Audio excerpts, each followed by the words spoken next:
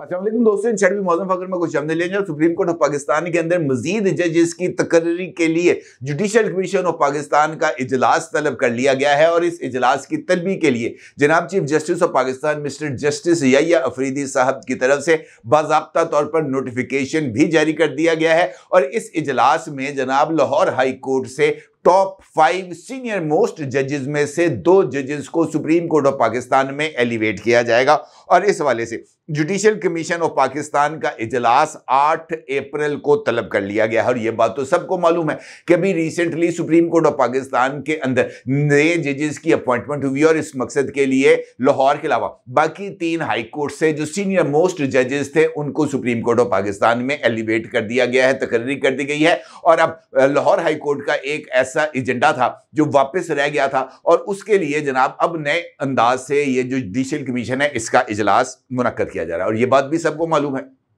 कि supreme court of Pakistan में इस वक्त जो जजेस हैं वो नए जजेस की अपॉइंटमेंट को किसी भी तौर पर दुरुस्त अमल करार नहीं देते। जस्टिस मंसूर अली शाह साहब हों या जस्टिस मुनीब अख्तर साहब हों, जस्टिस आयशा मलिक साहिबा हों या जस्टिस अतर मिनल्ला हों, ये वो तमाम लोग हैं जो जजेस की इस अपॉइंटमेंट को कोर्ट पैकिंग के मुतरादफ करार देते हैं। और उनका ये मानना है कि जब तक 26वीं आईनी तरमीम के हवाले से कॉन्स्टिट्यूशनल बेंच फैसला नहीं कर देता, बल्कि वो तो कहते हैं कि कॉन्स्टिट्यूशनल बेंच भी 26वीं आईनी तरमीम के हवाले से फैसला ना करे, बल्कि जजेस की अपॉइंटमेंट से पहले जो सुप्रीम कोर्ट ऑफ पाकिस्तान के जजेस थे उन्हीं जजेस पर मुश्तमिल फुल कोर्ट तश्कील देना चाहिए और वही फुल कोर्ट 26वीं आईनी तरमीम की लीगैलिटी के ऊपर बात करेगा। खैर ये तो उनका मौक़िफ़ पुराना है। अलबत्ता इंपॉर्टेंट बात यह है कि ये जो नोटिफिकेशन जारी किया गया है जुडिशल कमीशन के इजलास के हवाले से, वहां का एक नुकता बहुत ज्यादा अहमियत का हामिल है, क्योंकि लाहौर हाई कोर्ट के 2 जजेस थे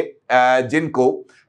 जो जुडिशल कमीशन ऑफ पाकिस्तान का प्रीवियस इजलास था वहां पर उसको ज़ेर गौर नहीं लाया गया था। एक जस्टिस अली बाकर नजवी थे और दूसरे जस्टिस शुजात अली साहब थे। अब ज़राए ने इस बात का इंकशाफ किया है कि जनाब जस्टिस शुजात अली खान साहब ने इसी जो कमीशन है उसमें यह दरखास्त दी है कि जनाब मेरे हवाले से कुछ बातें पिछले जुडिशल कमीशन के इजलास में की गई थी, उन्होंने दरखास्त दी है कि उसको हज़फ किया जाए। अलबत्ता जो जिस तरह मैंने अभी आपसे गुजारिश की कि एक इम्पॉर्टेंट नुकता है, तो इसमें ये जो एजेंडा इसके लिए जो है वो जारी किया गया है जुडिशल कमीशन के लिए, उसमें इजलास में हाई कोर्ट्स में मुस्तकिल चीफ जस्टिस की गैर मौजूदगी में साबिक चीफ जस्टिस को कमीशन का मेंबर नामजद करने पर गौर किया जाएगा। ठीक है जी। इस वक्त सिंध, बलूचिस्तान, पेशावर, इस्लामाबाद के हाई कोर्ट्स में मुस्तकिल चीफ जस्टिसेस नहीं हैं। अब ये जो एक नुकता है ये मेरे ख्याल में ये सबसे ज़्यादा अहमियत का हामिल है, क्योंकि सुप्रीम कोर्ट ऑफ पाकिस्तान में जजेस अपॉइंट होंगे या नहीं होंगे, कतई नज़र इस बात से इस वक्त जो सबसे बड़ा मखमसा है या जहां से सबसे ज्यादा प्रॉब्लम्स आ रही हैं वो है इस्लामाबाद हाई कोर्ट। अब इस्लामाबाद हाई कोर्ट से भी जस्टिस आमिर फारूक साहब चले गए हैं सुप्रीम कोर्ट ऑफ पाकिस्तान और कुछ नए जजेस वहां पर आए हैं। सिंध हाई कोर्ट से आए हैं, बलूचिस्तान से और जो है खैबर पख्तूनख्वा पंजाब से। अभी मजीद जजेस की वहां पर वैकेंसीज खाली हैं। ज़राए ने इस बात का इंकशाफ किया है कि इस्लामाबाद हाई कोर्ट में मजीद 3 एडिशनल जजेस को अपॉइंट करना है और उसके लिए ज़रूरी है कि जुडिशल कमीशन के अंदर जो जिसके लिए प्रोपोजिशंस तय की गई हैं कि इस्लामाबाद हाई कोर्ट का जो जज है, चीफ जज है, वो उस जुडिशल कमीशन के इजलास में मौजूद होगा। अभी चूंकि जनाब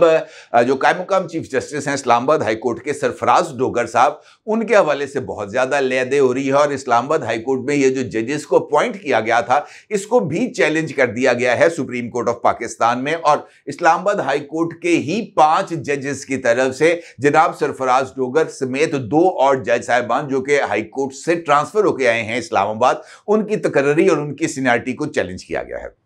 अब इस मामले में चूंकि नए जजेस इस्लामाबाद हाई कोर्ट में अपॉइंट होने हैं, तो चूंकि इस वक्त के जो कायम मुकाम जज हैं, चीफ जस्टिस हैं, उनकी तकर्री के ऊपर एतराज़ है, तो फिर ये जो नए जजेस हैं इनकी अपॉइंटमेंट को या तो उस वक्त तक मौखर किया जाए जब तक सुप्रीम कोर्ट का कॉन्स्टिट्यूशनल बेंच इस जजेस के हवाले से फैसला नहीं कर देता, या अगर फौरी तौर पर तकर्रियां करना जरूरी है तो फिर कवायद के अंदर, रूल्स के अंदर किसी तरह की कोई तब्दीली करनी हो तो जुडिशल कमीशन के इस इजलास में जो एजेंडे के ऊपर जो 8 अप्रैल को होने जा रहा है इजलास, वहां पर इस नुक्ते को एजेंडे में रखा गया है कि जनाब इस वक्त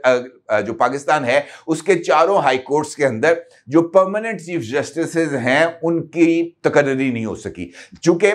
जो परमानेंट चीफ जस्टिस हैं उनकी तकर्री नहीं हो सकी, इसलिए जो प्रीवियस चीफ जस्टिस था उसको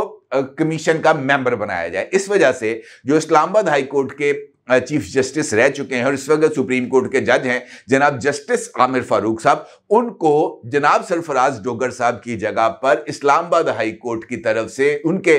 नुमाइंदे के तौर पर जुडिशल कमीशन में बिठाया जाएगा और वो तकर्रियां जो कि अभी मजीद होनी है इस्लामाबाद हाई कोर्ट में जजेस की, उसके लिए जो सिफारिशात हैं वो ना सरफराज डोगर साहब देंगे ना जनाब जस्टिस मोहसिन अख्तर कियानी साहब देंगे। इसका मतलब यह है कि दोनों को साइड पे करके आमिर फारूक साहब के ऊपर यह जिम्मेदारी डाल दी गई है कि उन्होंने इस्लामाबाद हाई कोर्ट में नए जजेस की अपॉइंटमेंट के लिए नामों को तजवीज़ करना है। अब इनके जो नए जजेस आना है इसका मतलब यह है कि वो जो नए जजेस आएंगे वो आईनदार होंगे, उन पर ईमानदारी का किसी तरह का कोई शायबा नहीं होगा। और अभी हमने रिसेंटली देखा कि जिस तरीके से इस्लामाबाद हाई कोर्ट से